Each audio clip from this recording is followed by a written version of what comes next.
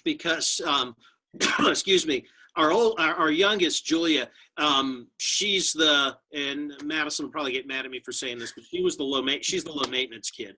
So she's usually on an even keel, but you almost have to watch out for that more because you don't know a lot of times when things are really getting to her. And the other day they kind of did, and things boiled over, and so you gotta kind of take a step back and realize that even though she is the low-key, laid-back, happy-go-lucky type, that doesn't mean that things aren't bothering her, because obviously they are. And she put in, our heart breaks for her because she put in so much work in high school. And for all of these seniors, I mean, you guys are running the tributes on the air and stuff, and there are other things out there. There are we got her the sign that says Maury 2020 senior and all that. But I mean, a lot of these kids, it's interesting. You forget sometimes how devastating it is to them, especially if they're younger and they've seen their older siblings do it.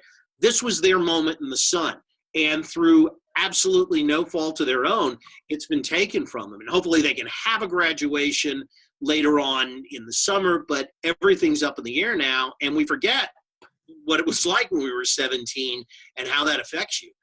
Mm-hmm. Now, Sandra, how old is your son? He's 12. He's 12. So he's sort of in between those two ages. He gets what's going on, right?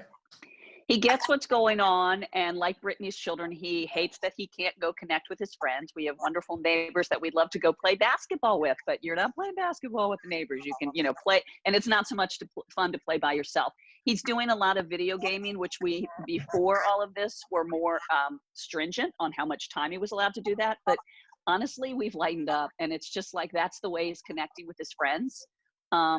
So we are letting him do that because that's his outlet. That seems to be his outlet. And he seems okay with everything that's going on. And I have to say, one of the benefits, if there's a benefit from all this, like Brittany, we all got bikes. So we're all able to bike in the neighborhood. So we do a lot more family things together than we probably did because we were all so busy. So that I would say out of all of this is a bonus, the quality family time you're getting, or the complete togetherness sometimes, which is a good thing, sometimes a bad thing, but I like to think about the positive aspects of the togetherness, and that is a blessing in disguise. It's interesting you say that because, and I don't know how Julia feels about it, but the fact that she's going off to college in the fall, knock on wood, that everything's open, but my wife and I will be empty nesters at that point. So on one hand, it is kind of nice that we're getting to spend so much time with her. I don't know if she feels the same way.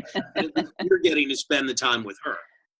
I wanted to talk a little bit about that, maybe some of the unexpected positive parts of this, because there are some things that that we're getting to do that we don't normally either take the time to do or have the ability to do, whether it's work from home, spend more time with family. Lisa, have you found anything that's been a plus in all this mess? I think, one is staying on the subject of children. My son is going to be going into his senior year. He actually turned 17 this weekend. And, I know that much sooner than later, life will change, and he and I will eventually not be under the same roof. And the scary parts of this has caused us to have some very real conversations. And, the conversations have changed. In the beginning, it was explaining to him. Now it's kind of guiding him through it. But of course, we've had a ton of quality time, and I think it's been wonderful. And yes, we were very close before this, no doubt about it. But it's been nice to see him, rely on me and